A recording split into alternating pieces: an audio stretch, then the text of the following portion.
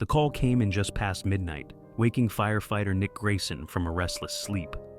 Structure fire, residential, multiple reports of heavy smoke and flames. Nick jumped out of his bunk, adrenaline already coursing through him.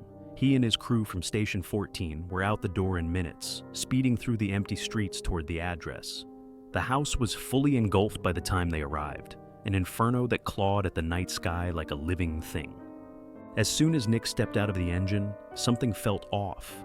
He'd fought dozens of fires before, but this one, the heat carried something else, something wrong.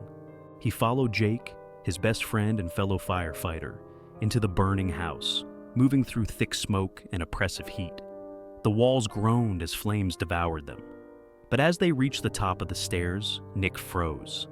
Suddenly, everything around him shifted. The house disappeared, replaced by his own fire station. It was burning. His vision blurred as he watched his station engulfed in smoke, the walls collapsing inward. His crew, Jake, Captain Briggs, Lopez, all of them trapped inside, banging on the windows, screaming his name. The sirens wailed, but no help was coming. The entire place crumbled in a roaring blaze. And then, just as suddenly, he was back. Back in the burning house, Jake tugging at his arm. "Nick, what the hell? You okay?" Nick staggered, his breathing ragged. Yeah, I'm fine."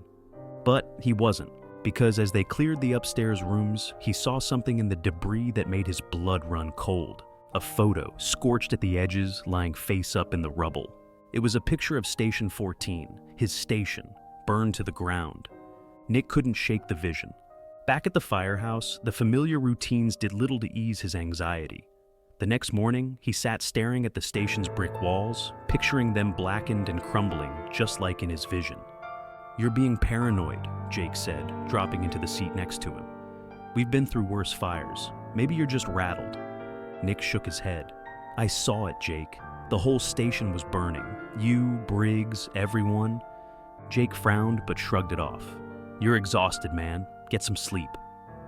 Nick tried, but the nightmares started almost immediately. He was back in the inferno, watching his friends trapped inside the burning station, screaming for help. Each dream ended the same way, Nick standing outside, helpless as everything collapsed. Then the details from his vision began appearing in real life. The fire alarm in the station malfunctioned the next night, going off for no reason, just like in his vision. A window cracked suddenly in the lounge, the same one he had seen shattered in the fire. And then, a faint but unmistakable smell of smoke started lingering in the halls, though no fire was found. It was happening, and Nick didn't know how to stop it. 2 days later, another call came in. Commercial structure fire, old textile warehouse.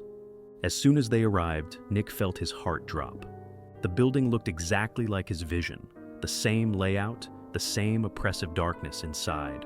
And when they went in, it happened again. Flashes of Station 14, burning.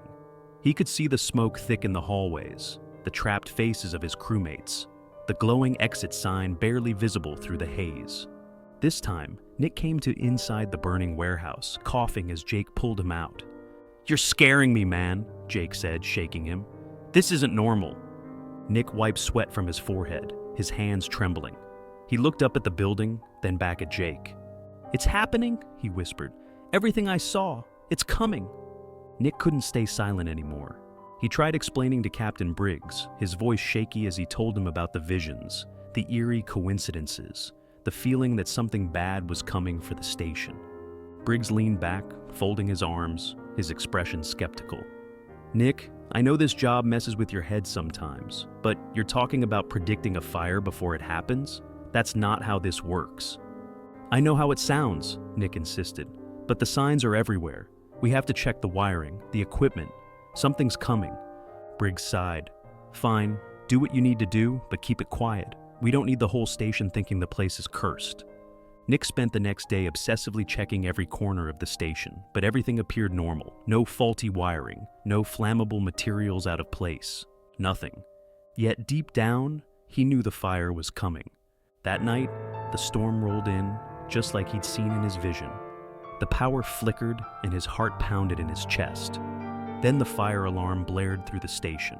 Nick shot up, racing through the halls. Smoke curled under the doors, the heat suffocating, exactly like before. His crew scrambled, confusion turning to panic. "It's happening!" Nick yelled. "We have to get out!" Flames erupted in the engine bay, blocking their exit, and he realized he was reliving his nightmare, step by step. Jake was trapped behind a fallen beam, Briggs struggling to pull him free. This was it. Nick forced himself to think, to act. He remembered the exact path from his vision, the escape route he'd seen, the places where the fire would spread first. "This way!" he shouted, leading them through the halls, dodging falling debris, smoke choking them all. He found the side exit, the one he hadn't noticed before his visions. They burst through it just as the ceiling collapsed behind them. Everyone made it out alive, everyone, except the firefighter, who was supposed to die in his vision. As the flames consumed the station, Nick sat on the curb, shaking, watching the only home he'd known in ruins. Briggs clapped a hand on his shoulder. "I don't know how you knew, but you saved us." Nick didn't respond, his eyes locked on the burned rubble. Among the charred debris, something caught his eye. A burned scrap of paper, untouched by the flames. He picked it up, his hands trembling. It was a photograph, a picture of him standing in front of a burned building. Years before he ever became a firefighter. His reflection in the fire truck window showed his own face, burned, hollow, staring right back at him. Nick swallowed hard, realizing some fires couldn't be avoided. Some fires followed you forever, and some were only just getting started.